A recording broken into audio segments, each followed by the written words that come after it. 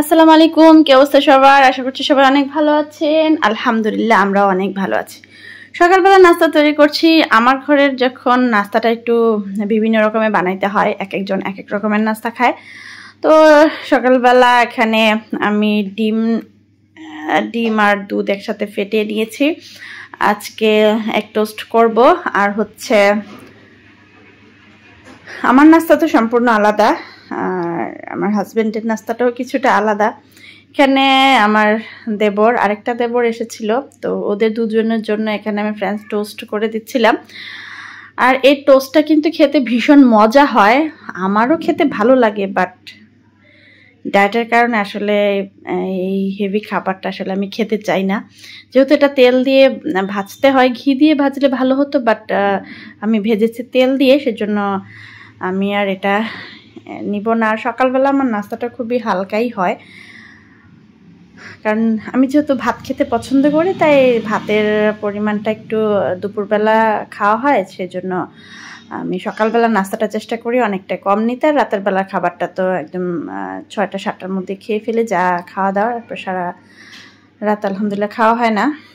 তো এরকম করে পাউরুটি দিয়ে, ডিম দিয়ে, দুধ দিয়ে যে নাস্তাটা তৈরি হয়, সেটা আপনাদের কাছে কার কাছে কেমন লাগে বলবেন তো।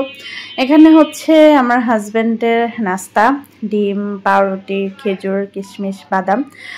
এখানে আমারও নাস্তা আছে, আমারটা শুধু পাউরুটিটা বাদ দিয়ে বাকিগুলো হচ্ছে আমার নাস্তা। এদিকে দুপুরে রান্নাবান্না করে নিচ্ছি। এখানে মশলা কষিয়ে নিচ্ছি, চিকেন একটু রান্না করব।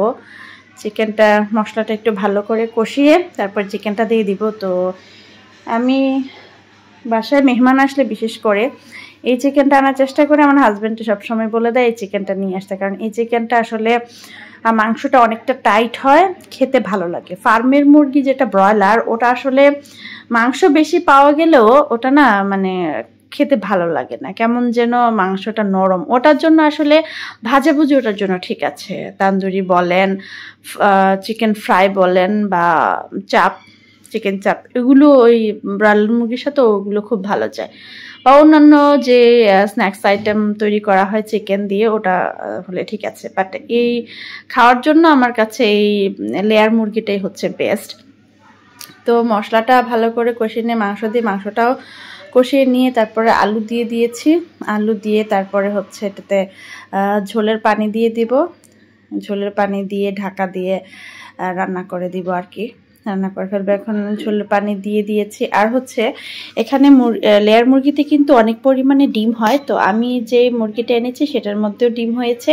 আমি যখনই লেয়ার মুরগি আনি, ডিম তো অবশ্যই পাই, হয়তো এই নরম ডিমটা হয়, না হলে আবার শক্ত একদম খোসা ডিমও হয়। তো এই তো খাওয়া দাওয়া শুরু হয়ে গেছে। অল্প পরিমাণে ভাত নিলাম, বালাচপ ভর্তা, ডিম, আর হচ্ছে সামান্য একটু মাংস, একদম